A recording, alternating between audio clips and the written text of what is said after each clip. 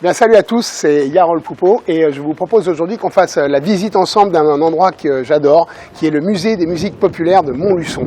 Ça commence pas par le premier étage, ça commence par le haut et on redescend parce qu'en plus d'être un musée où il y a plein de pièces exposées très intéressantes, le parcours est très bien foutu.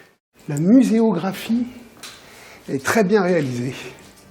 Donc là, on entre dans la première salle qui est consacrée à la musique du monde rural ancien. Et donc c'est un de mes endroits préférés dans le musée parce qu'il y a vraiment des pièces absolument incroyables et on se rend compte à quel point la musique était importante à l'époque et c'était un des seuls divertissements qu'on avait le soir à la veillée au coin du feu ou dans les chambres parce qu'il n'y avait pas encore la télé, il n'y avait pas la radio, tout ça, donc il fallait bien s'occuper et la musique avait vraiment un rôle central dans la vie des gens et c'est très bien expliqué là dans ces vitrines. Il y a des instruments complètement incroyables comme par exemple ce truc là, le 21 qui est un hautbois fait en écorce, par exemple constitué d'une bande d'écorce enroulée sur elle-même et avec une hanche.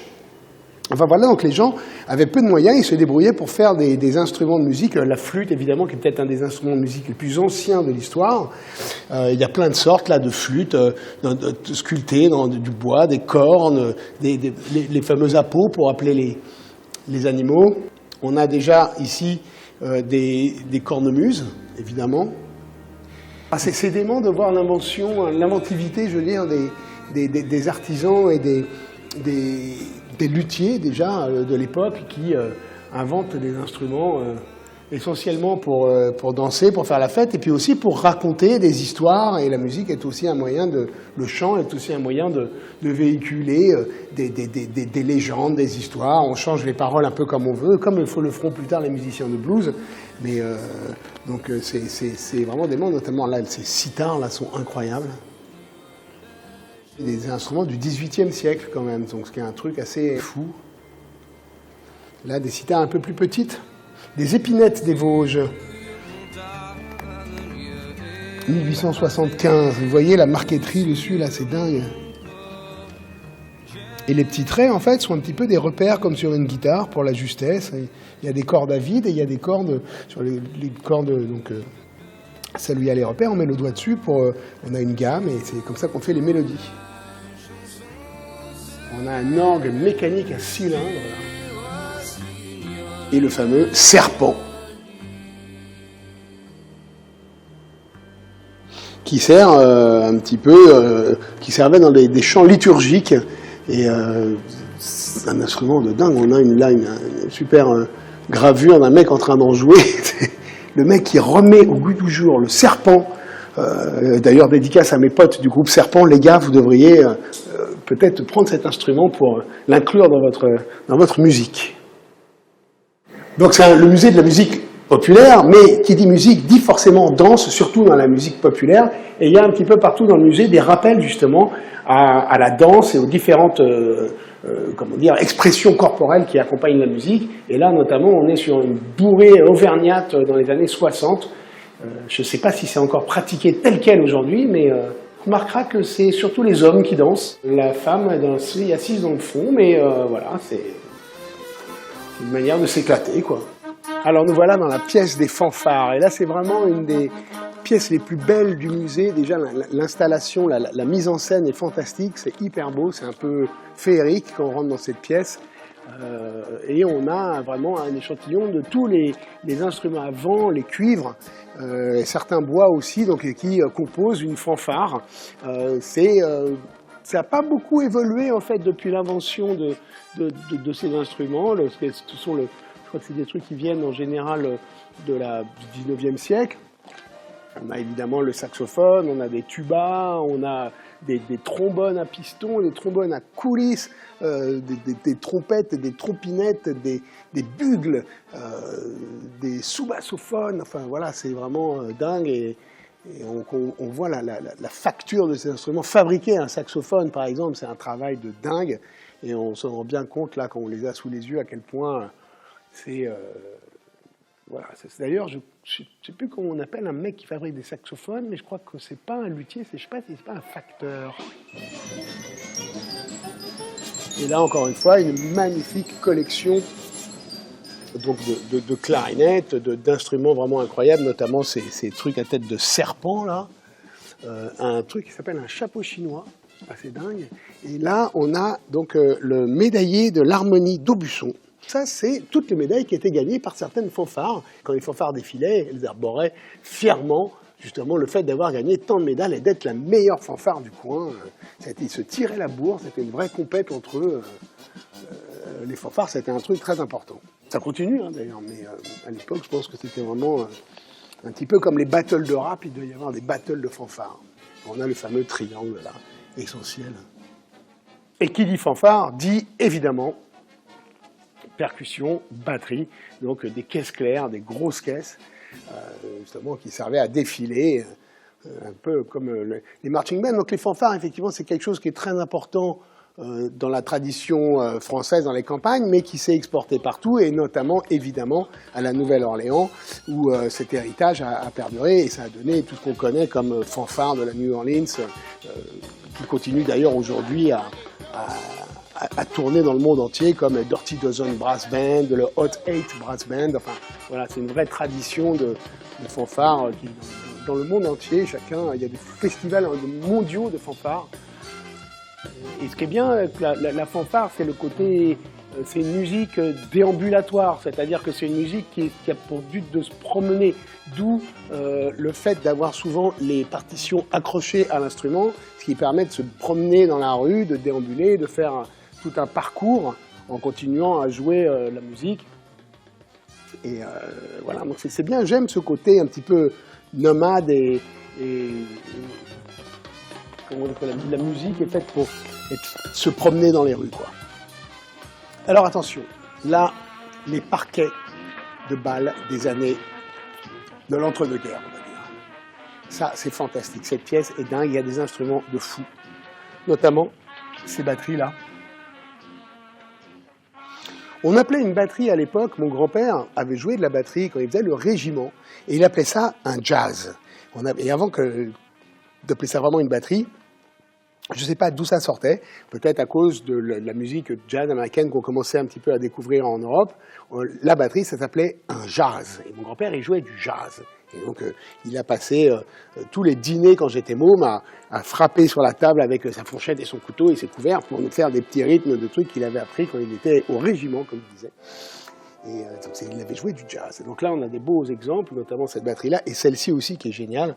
On notera notamment l'accroche pour la cymbale, qui part de la grosse caisse, qui fait un arc de cercle assez dément. On a une magnifique guitare, là, qui est une guitare acoustique à pan coupé d'un luthier qui s'appelle David Ennessa, voilà, dans les années 30. Très très belle guitare. Tout un attirail de banjo. Le truc est dans le fond, pareil, est une batterie. Aujourd'hui, on a ce qu'on appelle des one-man bands, c'est-à-dire des mecs qui jouent de la guitare en faisant de la grosse caisse avec le pied. Et là, on a un prototype un peu plus poussé encore de ce qu'on peut appeler un one-man band. C'est un jazz à pied, ça s'appelle. Et donc, avec les différentes, on peut voir les différentes pédales là qui actionnent des baguettes qui vont taper sur la caisse claire, sur la grosse caisse, sur la petite cymbale, sur le triangle. Enfin, il y a plein de sonorités qu'on peut activer avec les pieds comme ça. Ça devait être. On a une photo d'ailleurs de ce mec qui joue jazz, violon, saxophone dans le Maine-et-Loire. Le dancing, un véritable parquet de danse, de bal populaire des années 30, avec encore une fois une batterie fantastique, hyper belle, et tout le matériel qui était à peu près utilisé pour faire danser les gens. Et Dieu sait si on en avait besoin, et on continue d'ailleurs, Dieu sait si ça devait être la fête dans les années 30, les années 20, encore une super batterie, une guitare un petit peu, là, une guitare qu'on appelle guitare manouche, qui est un peu l'équivalent des guitares qu'utilisaient Django Reinhardt et tous les musiciens de jazz du début du XXe siècle. Alors là, celle-ci, elle a même un petit micro pour l'amplifier. C'est une guitare, je crois, une Selmer. C'est à peu près la même que celle que jouait Django Reinhardt. Et tout ce qui est dément, c'est en plus, quand on est musicien, c'est de voir justement les prototypes, un petit peu le siège de batterie, par exemple. Là, on a un siège de batterie de l'époque, qui est assez dingue.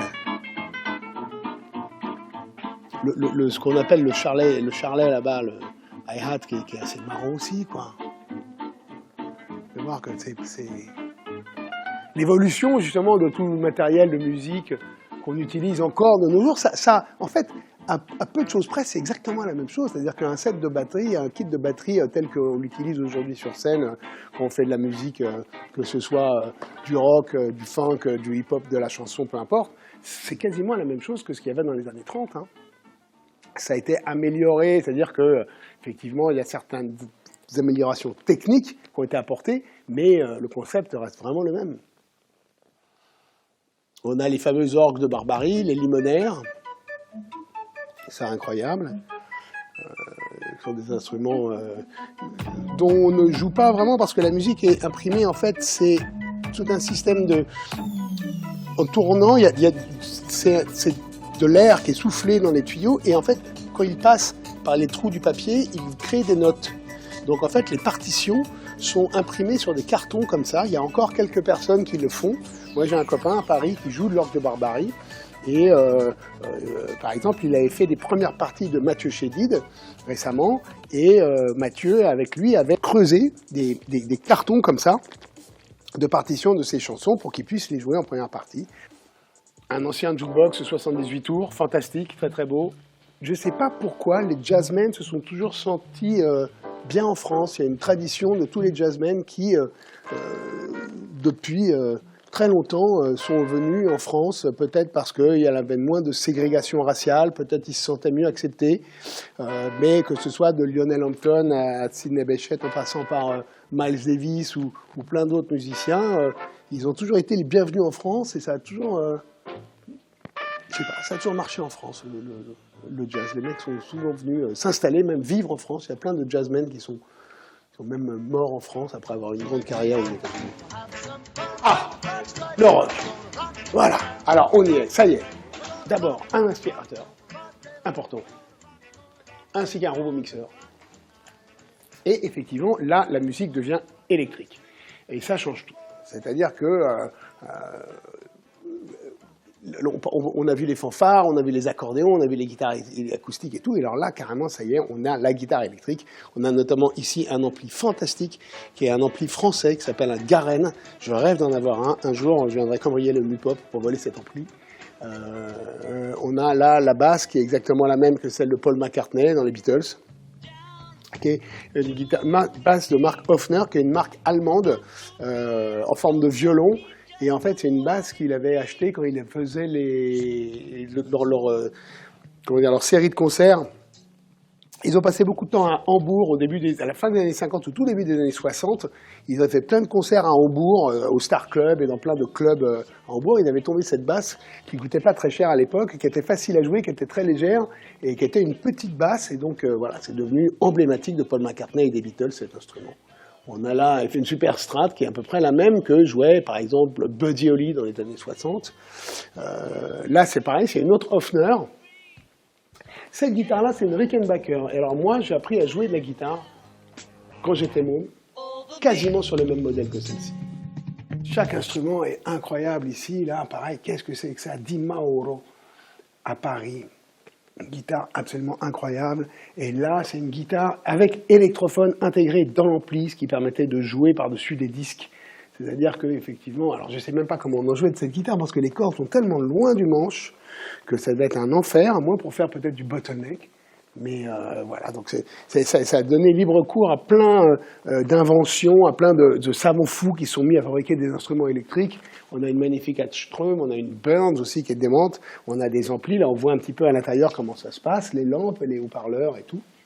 On a là un Scopitone. Alors le Scopitone, c'était quoi? C'était un jukebox avec non seulement les disques dedans, mais aussi des petits films 16 mm qui était l'ancêtre du vidéoclip. Donc la machinerie à l'intérieur, quand on choisissait un truc, le truc allait chercher le film, projetait le film dans ce petit écran et jouait la musique en même temps. C'était une espèce de technologie de dingue pour l'époque. Enfin, ça devait tomber en panne tout le temps, ça devait être un gros bazar à faire fonctionner, quoi.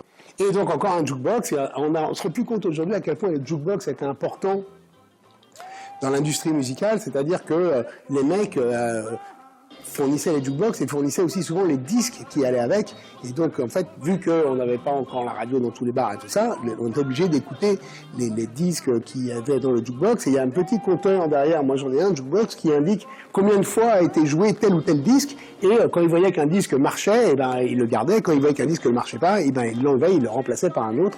Et les mecs venaient limite un petit peu faire des menaces aux tenanciers de café pour pouvoir mettre leur disque dans le jukebox et qu'ils commencent à être plus écoutés que les autres. C'était vraiment un instrument de diffusion de la musique très important. Et alors donc là, on a pareil un truc assez dingue qui est la recréation d'une chambre d'ado des années début des années 60. On imagine même que des mecs comme Johnny ou Eddie Mitchell qui ont un poster là, ça ressemblait à ça, leur piole, quoi.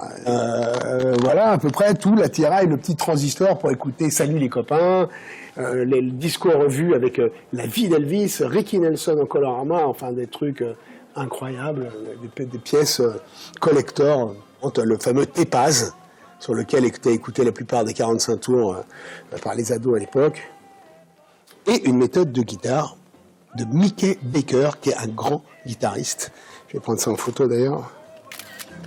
Et on continue, pareil, avec un petit peu le setup classique d'un groupe de rock des années 60. Ça c'est les Rangers, d'ailleurs, un groupe montluçonnais du début des années 60. Et qui avait déjà un matos vraiment pas mal. Encore une fois, c'est quasiment le même matos qu'on utilise aujourd'hui. D'ailleurs, ça c'est une batterie Asba, des fabricants de batteries français. J'en ai une, de la marque Asba. Et ça, les trucs Ecolette sont des amplis fabriqués en Allemagne.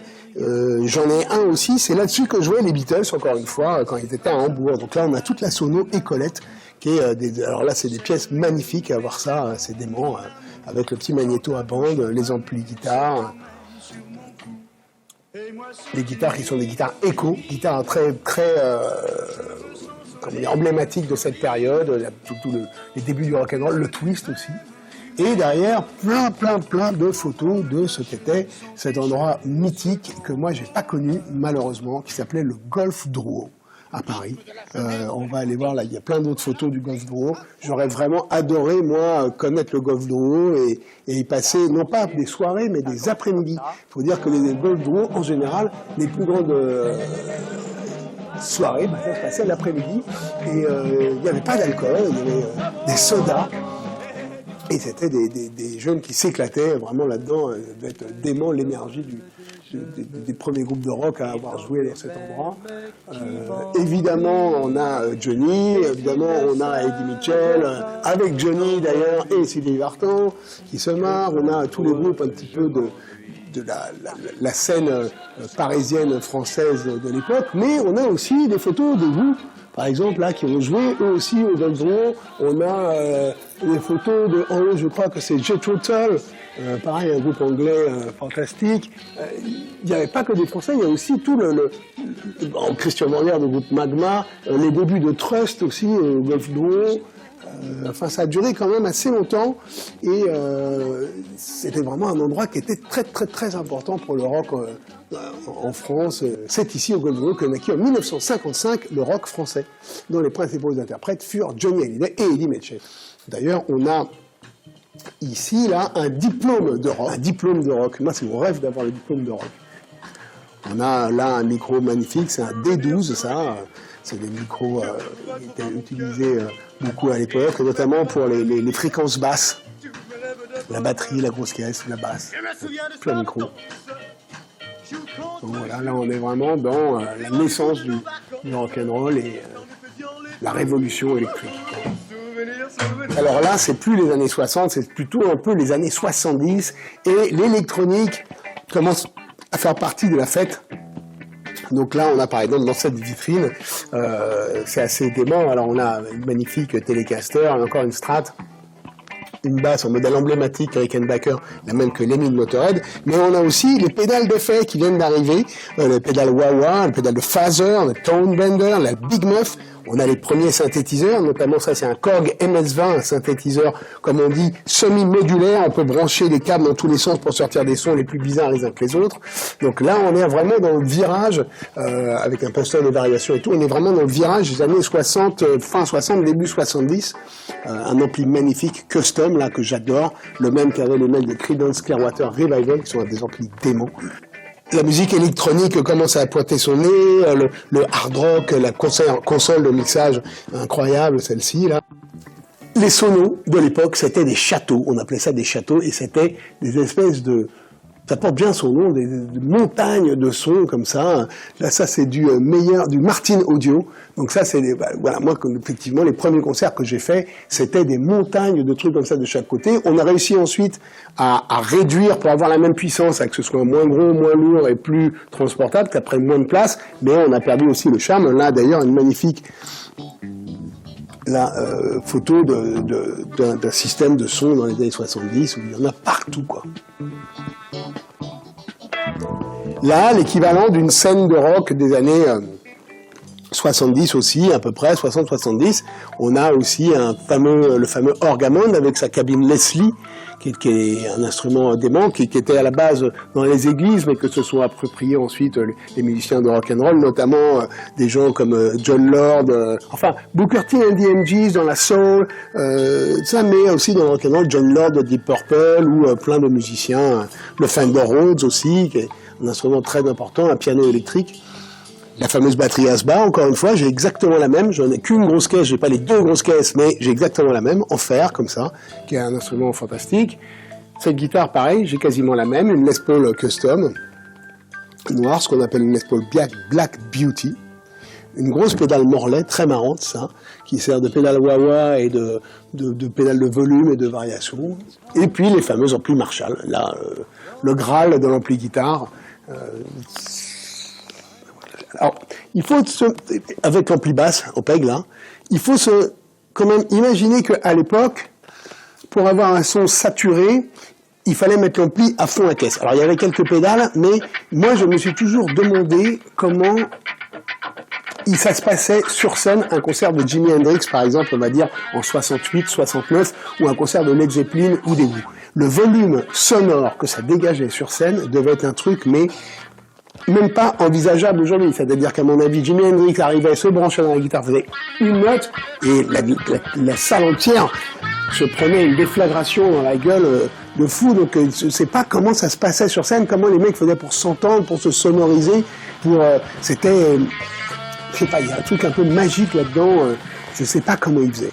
Une chambre d'écho écoplex, un écho à bande, qui enregistre le son qu'on lui envoie et qui le rejoue un petit peu sur la bande quelques millisecondes plus tard. On peut régler la vitesse et donc c'est ce qui fait un peu comme un écho, un peu soit très court et ça fait un peu rockabilly, soit plus long et là tout de suite c'est beaucoup plus psychédélique et on peut s'amuser avec. C'est grâce à ça qu'on a inventé aussi le dub dans le reggae, la musique jamaïcaine et tout ça.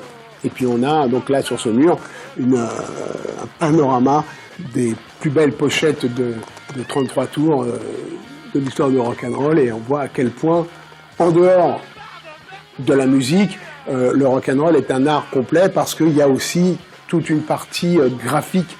Les pochettes de disques étaient elles le sont toujours d'ailleurs, enfin, sauf qu'aujourd'hui c'est plus sur des petits timbres de poste sur des téléphones, mais il y a vraiment un album mythique et laid pour sa musique, mais aussi pour sa pochette. On a là l'exemple notamment du fameux premier album du Velvet Underground avec la banane dessus, absolument incroyable. On a, enfin, je veux dire, il y a plein de pochettes de fous. Tommy, les Who, le fameux Sgt Pepper, les Beatles.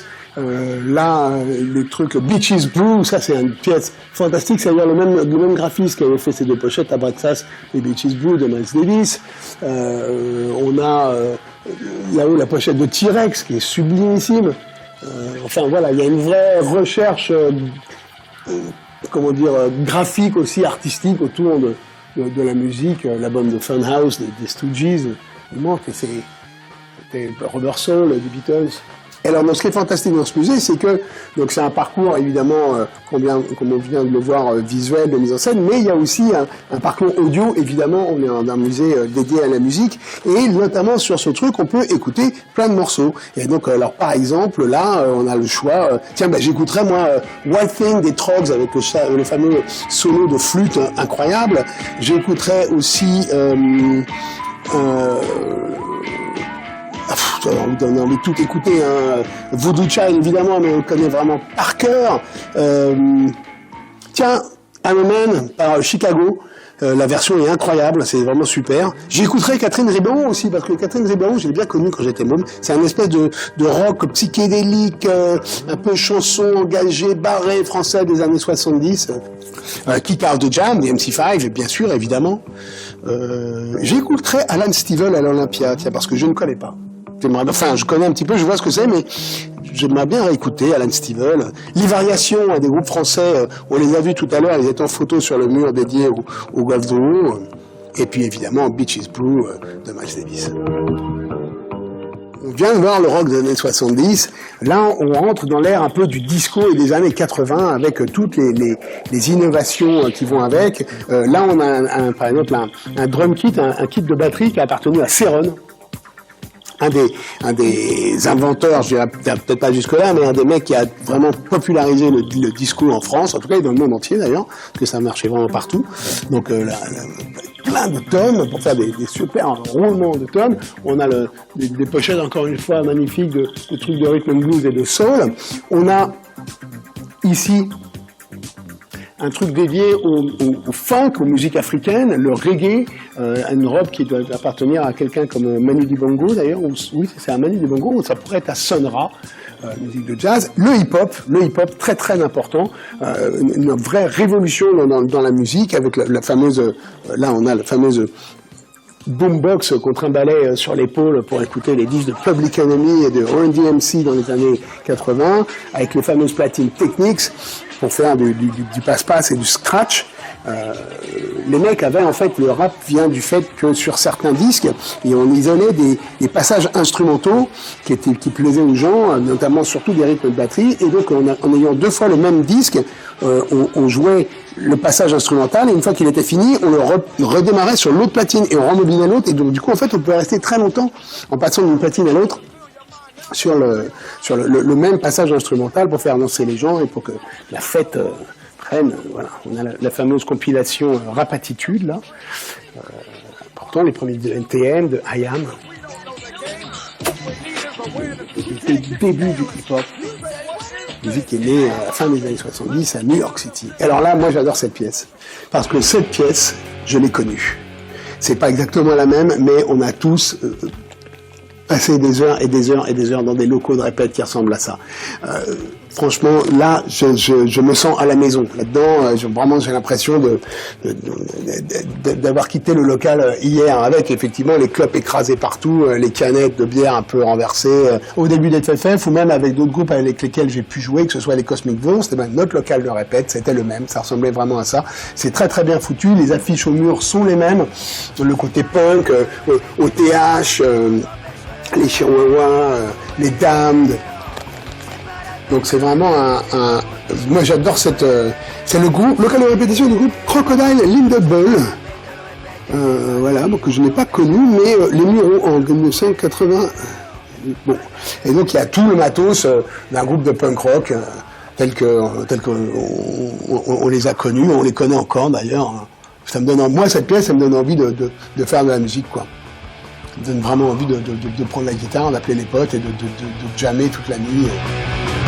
C'est fantastique que comment dire, ce bordel soit dans un musée. C'est ça qui est dément dans le musée de Montluçon, dans le hip-hop, c'est d'avoir mis ça dans une vitrine. Alors en même temps, c'est un petit peu bizarre, parce que est-ce que ça a sa place? Est-ce que, du coup, le fait que ça rentre dans un musée, c'est pas en train de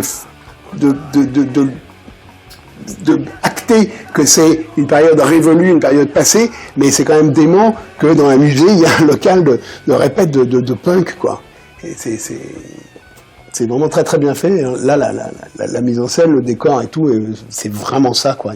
Tout est là, quoi, exactement. Les micros, c'est les mêmes. Les pieds de micro, les câbles, la petite console Spirit, la sono, c'est pareil, tel quel. C'est très très bien fait. On a là une des dernières acquisitions du musée. Une magnifique Les Paul Sunburst Les Paul Deluxe Pro qui appartenait donc à Axel Bauer et qu'il a donc cédé au musée il y a très peu de temps. Axel Bauer qui est un grand guitariste. En photo là avec notre ami Nono de Trust. Nono qui a été mon prédécesseur au sein du groupe de Johnny Hallyday. Là, pareil, on reste un petit peu dans les trucs de rock. La tenue de scène de Little Bob Story. Donc de Little Bob, une guitare Vigier. Nictus, le bassiste de mon groupe FFF, joue sur une basse Vigier qui ressemble à ça.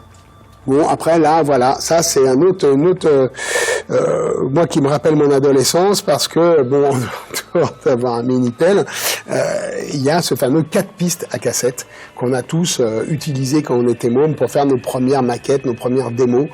C'est là-dessus que moi j'ai fait mes armes d'ingénieur du son en branchant ma guitare, une boîte à rythme, la basse avec des potes, en tricotant, en branchant un micro, en faisant plein d'expériences sur ce 4 pistes à cassette qui était vraiment un instrument génial pour déjà s'éclater et la qualité était vachement bien. Il y a des vrais disques qui ont été faits là-dessus. C'est vraiment un super... Et puis 4 pistes, c'était bien. D'avoir que 4 pistes aujourd'hui avec les ordinateurs, on peut avoir autant de pistes qu'on veut. Le fait d'être limité à 4 pistes, bah, c'est un petit peu comme les premiers albums des Beatles ou des trucs comme ça où il y avait que 4 pistes et donc du coup on est obligé de faire des choix, on est obligé de, si on veut avoir plus d'instruments, de les enregistrer ensemble en même temps sur une seule piste. Donc c'est une manière de bosser qui était hyper intéressante, hyper ludique, très marrante. Un 45 tours de notre ami Patrick Hudlin, évidemment. Robe de scène de Véronique Jouy, chanteuse des Serial Drinkers, twist punk metal. Là, on est plus un petit peu dans le hard rock. Encore une basse Vigier, des t-shirts de Trust, une fameuse guitare Besserich, guitare vraiment aimée par les hard rockers, un ampli 5150 PV, qui est l'ampli signature de cette légende de la guitare électrique qui est Eddie Van Halen, et la Nonocaster, la fameuse Nonocaster qu'on a vue en photo tout à l'heure, là, avec Axel. Et la fameuse batterie, encore une fois, batterie à double grosse caisse avec plein de tomes et plein de cymbales, parce que pour faire du hard rock à l'époque, il fallait avoir beaucoup de matos, des murs d'ampli, une énorme batterie, enfin des trucs de partout, quoi. Ça passait par l'overdose un peu de matos. On n'était pas dans le minima. Et donc ensuite, là, on est plus dédié à la musique électronique, la fameuse GR700, ou GR707 d'ailleurs, qui est une guitare synthétiseur qu'utilisait beaucoup notamment Steve Stevens, qui était le guitariste de Billy Idol. Je sais pas, vous avez connaître Billy Idol. Donc une guitare qui permettait de déclencher aussi des sons de synthé. On a un sampler S900 Akai, pièce très rare, S900, il y a le S1000 qui était plus développé, mais le S900 pour les puristes, il est mieux. Ça, c'est un sampler, c'est avec ça qu'on faisait le rap au tout début, ça permettait sur un disque, d'isoler encore une fois une partie instrumentale, de l'enregistrer, de la numériser et de la jouer en boucle. Notamment, c'est avec ça qu'ils ont pillé toute la discographie de James Brown et de George Clinton pour faire les premiers hits de hip-hop. Un petit Moog là aussi, démo que j'adore, ce Moog là. La batterie Simons, batterie électronique, puis s'associer un petit peu à des sons de la new wave, de groupes un petit peu synthétiques, notamment comme Kraftwerk. Là, on a des bons exemples de mecs qui faisaient la musique un peu synthétique, un peu ce qu'on a appelé ensuite la new wave. Alors là, changement d'ambiance, changement de style de musique, on quitte les sampleurs, la musique électronique, le hip-hop pour revenir à la base du truc, la vielle à roue. La vielle à roue et tous les instruments donc qui en découlent. D'ailleurs, l'organistrum et la chiffonie, qui sont les ancêtres de la vielle à roue, il y en a plein de partout. Il y en avait dans toutes les régions de France, des différentes. C'est des instruments magnifiques qui sont souvent sculptés, qui sont des vraies œuvres d'art. C'est en fait une espèce de galet qui vient frotter des cordes et on active des boutons qui vont changer la tension de la corde pour changer la note. Enfin, c'est un espèce de process assez compliqué. Et là, c'est une pièce dans laquelle on peut passer des heures.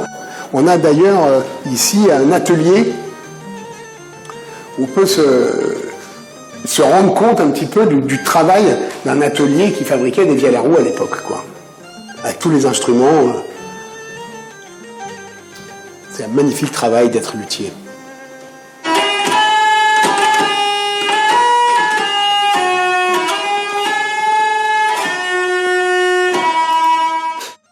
Donc des viols à roue, là, il y a des modèles fantastiques, et il y a même des modèles électriques qui ont été faits, donc plus récemment, amplifiés, voilà, il y en a plusieurs, électroacoustiques.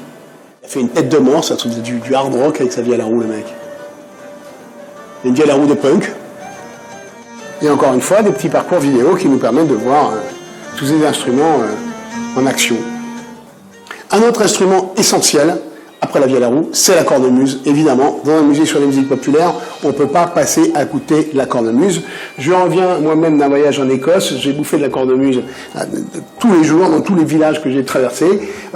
C'est pas qu'un instrument écossais, c'est un instrument qu'on retrouve dans beaucoup de pays, dans le monde entier, notamment là, des cabrettes du Périgord, ici, des cornemuses incrustées qui viennent de France. Il y en a aussi en Italie, il y en a en Espagne, il y en a un peu partout, des cornemuses, en fait. C'est pareil, donc là, il y a vraiment des modèles assez incroyables, sculptés, plein de sortes, certaines avec des petits soufflets, là, comme des soufflets de cheminée.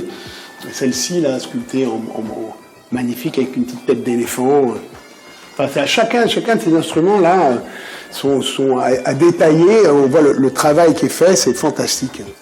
On a encore plein de modèles de cornemuses, certaines vraiment hyper sophistiquées, comme celle-ci, là, avec carrément une tête de chèvre dessus, là. Un atelier de fabricants de cornemuses. Après la viole à roue et la cornemuse, évidemment, l'accordéon, musique populaire, en tout cas en France, par excellence, les bals populaires, on en voyait tout à l'heure des exemples avec les parquets et les instruments. Évidemment, le piano à bretelles, la boîte à frissons.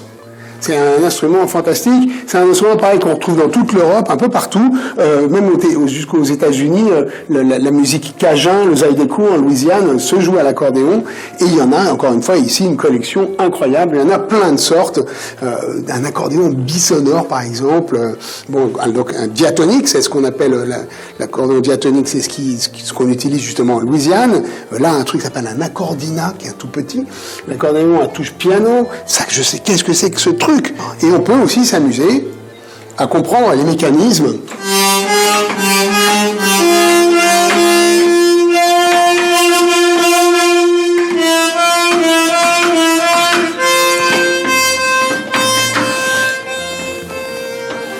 Il marche pas celui-là.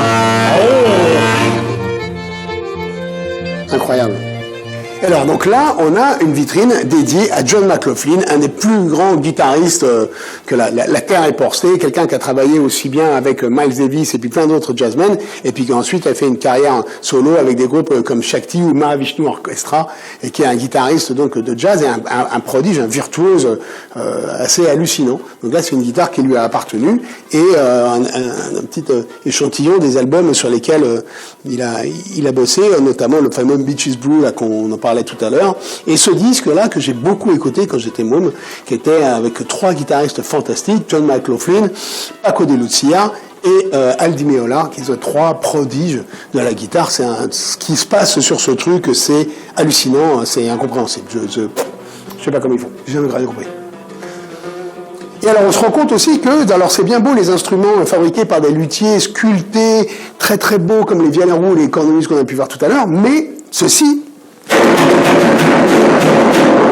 est un instrument de musique aussi, c'est juste un bidon, et effectivement il y a des groupes, une grande tradition de percussion qui vient d'Afrique, qui vient du monde entier, et ça c'est un truc qui a appartenu à un groupe célèbre qui s'appelle les Tambours du Bronx, qui ont fait des tournées dans le monde entier avec leurs bidons, en faisant des espèces de musique à base de rythme comme ça, avec ce son métallique très très fort, et moi j'ai joué avec eux plusieurs fois, c'était très impressionnant.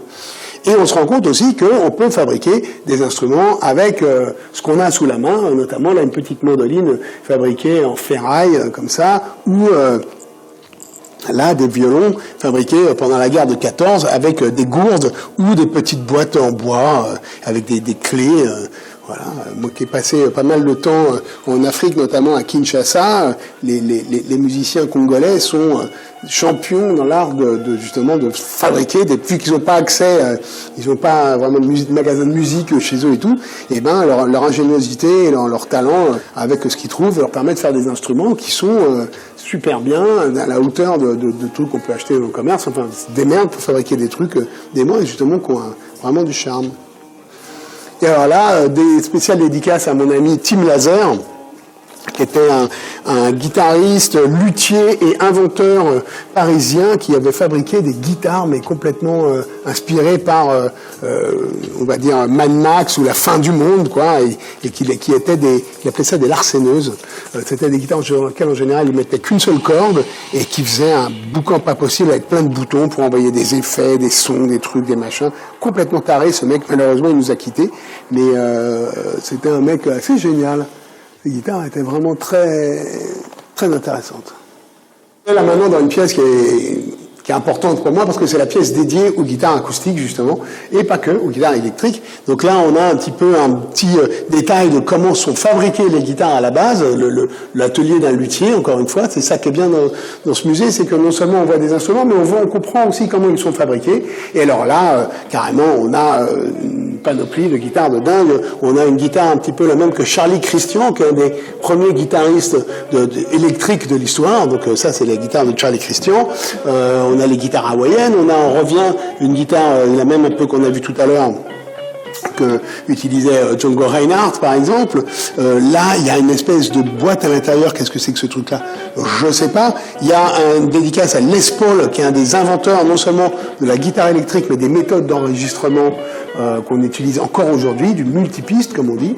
On a des guitares ici à 2 tables. J'en ai une, j'ai quasiment la même, une Gelas. Celle-ci, j'ai la même, exactement. J'adore celle-ci. Avec le numéro 14, la guitare Hardtop L30. Ouais, c'est ça, 1930, c'est ça. Donc voilà, là, c'est la pièce avec les guitares électriques. On en a vu déjà pas mal, les guitares électriques, là-haut. On a vu dans le local de punk, on a vu les guitares d'Axel Bauer ou de Nono, on a vu des guitares Vigie, on a vu des PC Rich, mais alors là, c'est encore une autre collection. C'est un petit peu toutes les guitares extravagantes qui ont été faites. Alors certaines sont plus classiques que d'autres, notamment une magnifique Jacobassi 12 cordes, ce qu'on appelle un dobro, un résonateur en guitare en fer, en métal, qui était très utilisé à Hawaï à la base, et aussi par les bluesmen, notamment pour la technique bottleneck. On a des guitares à double manche, ici une Jacobassi encore qui fait guitare et basse, là une double basse carrément, des modèles incroyables, j'avais jamais vu ça, une basse avec donc le manche fretté et le manche fretless qui permet de faire des glissés. Encore une fois des amplis Garenn, il y en a beaucoup trop au New Pop des amplis Garenn, je l'ai déjà dit, un jour vous allez voir, il en manquera un, vous saurez où il est. En plus, du coup, ce qui est intéressant, c'est que là, on a vu qu'il y avait plusieurs guitares de ce fameux luthier français qui s'appelle Jacobassi, qui a été un mec très très important dans l'histoire de la guitare en France. Et puis, il y a des mecs aussi aujourd'hui, comme Vincent Berton, par exemple, qui fabriquent des guitares vraiment bizarres, assez marrantes. La guitare fusil, pas mal quand même. Donc, c'est bien de mettre à l'honneur aussi des artisans et des luthiers français. Il y a un savoir-faire. Enfin voilà, il y a plein d'instruments déments, ça donne envie de faire de la musique, ça donne envie d'en écouter, ça donne envie de s'y intéresser. Donc voilà, c'était le musée de la musique populaire de Montluçon, le Mulpop, de son petit nom, et il fête ses 10 ans maintenant. Donc je vous invite, si vous passez dans la région, à venir vraiment passer du temps dans ce musée parce que ça vaut de la peine et c'est vraiment dément.